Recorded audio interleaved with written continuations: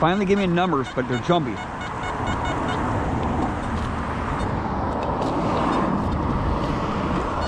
Digging the trash here a little bit with the ORX. Hope I can find some coins. I know there's a lot of coins here. See it? This screen takes a long time to give you any numbers because another screen pops over this screen right here and it gives you numbers. It takes about a half a second to respond to that coin to give you any numbers. Sure, I'm getting tones, but when you first get that initial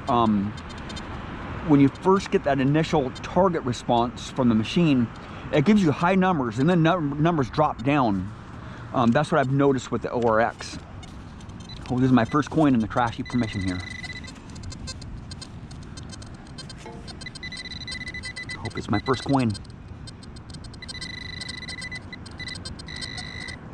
Took me a while to get my first coin over at the school too. But this is my first coin here at this trashy permission. Is it a Wheatie? Nope, it's a memorial. My first memorial penny with the ORX. I got 2 clad pennies, lots of iron, massive bottle caps, and a bag full of foil over at the school there on my first hunt with the ORX. But that wasn't a very good target response for that coin, right? I'm in deep. I'm getting a lot of EMI. So I could drop that down a little bit here. It's so hard to adjust this sensitivity on this machine here.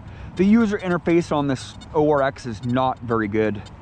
It's not very user-friendly for a beginner. It's a little bit harder to learn this machine than most machines.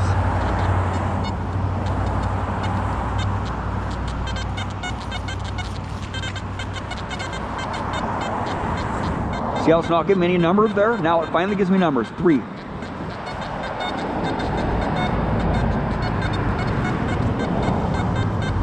See, it's giving me no numbers right there. See?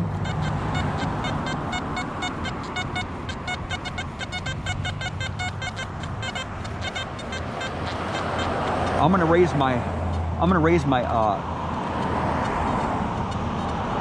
reactivity up to 2.5 here. Give it a little more speed here.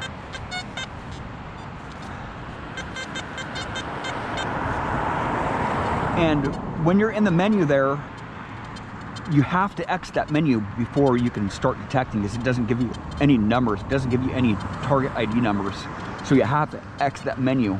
Not very user friendly, the ORX. For a beginner, you know, for a beginner metal detectorist. I'm not a beginner, I'm an advanced user. But this is my first day with the ORX, and I've been struggling, man. See how it doesn't give me any numbers right off the bat. It just 01, 36. This can be foil. Because I've dug up a lot of foil with this machine.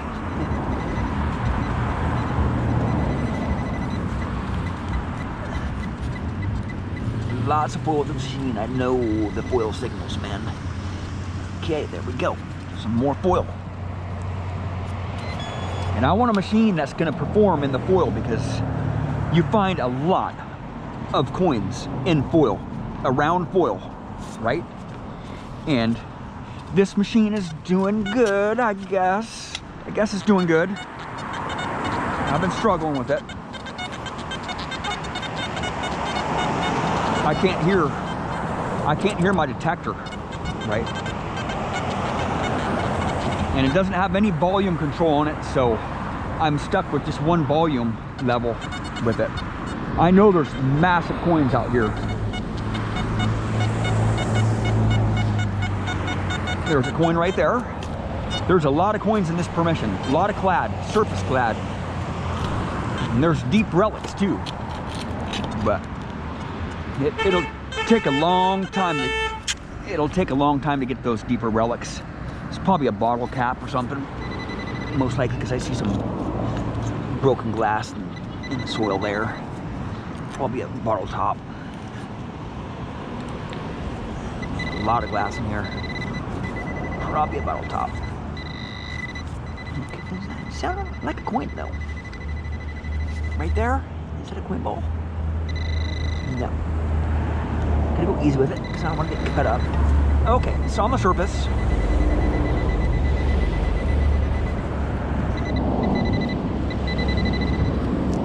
I'm tearing it up a little bit here because I don't know how deep it is, right? Oh, it just fell. It just fell. Yep, it just fell. It's a coin. Right there. Another coin. And it doesn't give you a depth. It doesn't give you a depth reading on with this machine. It doesn't have a depth meter on it, so it's all by tones, you know. All by tones. If I can hear the tones with all that traffic going by. See how it doesn't give me any numbers? It finally gives me numbers, and they're 0, 0, 87.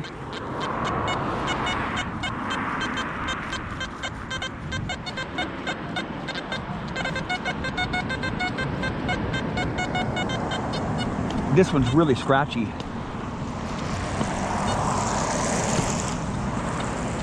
I'm at 14 kilohertz stock, or no, yeah, 14 kilohertz stock frequency on this program.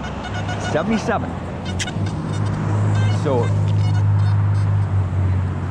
it's giving me a mid-tone. I think it's like a mid-tone or something. I can't hear the detector very much, so. Is it a penny? It is a penny. Right there. It's a penny reading really low. This is crusty zinc penny.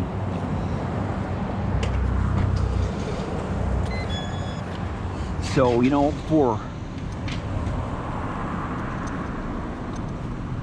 I've been using this machine for about 2 hours now, and I'll just tell you a little bit. I'll give you a little comparison to the other machines that I've used in the past. You know, this machine is very expensive.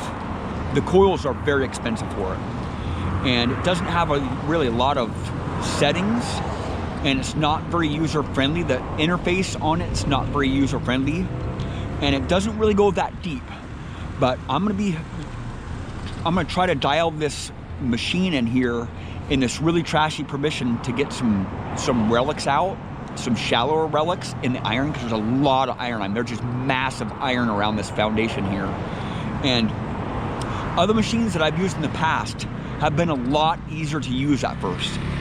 This is an XP machine, and they're a lot different from what I'm used to.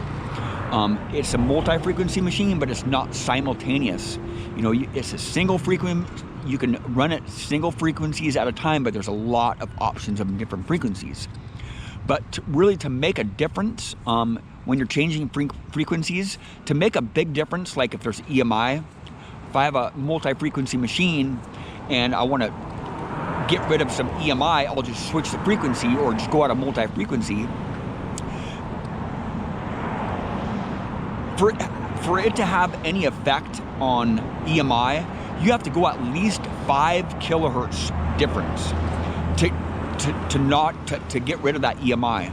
And with this multi-frequency machine, it's like a frequency shift, more like a frequency shift on each separate frequency.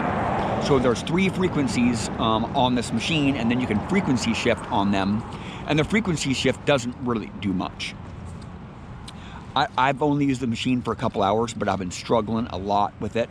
In the iron, with the tones and whatnot, because the tones are a little bit, I mean, not a whole lot different from what I'm used to, but not having a depth meter on this machine is a big thing.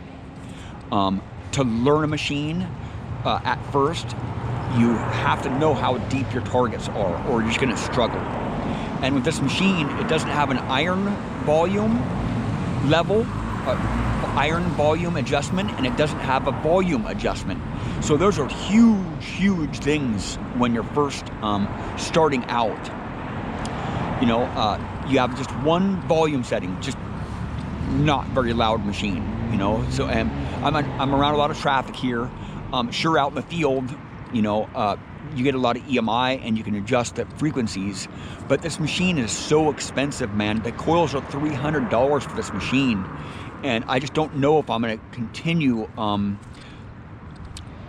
with this machine, getting a different coil for it, because it's just not performing very well. It wasn't performing depth-wise, wasn't performing in my test garden very well.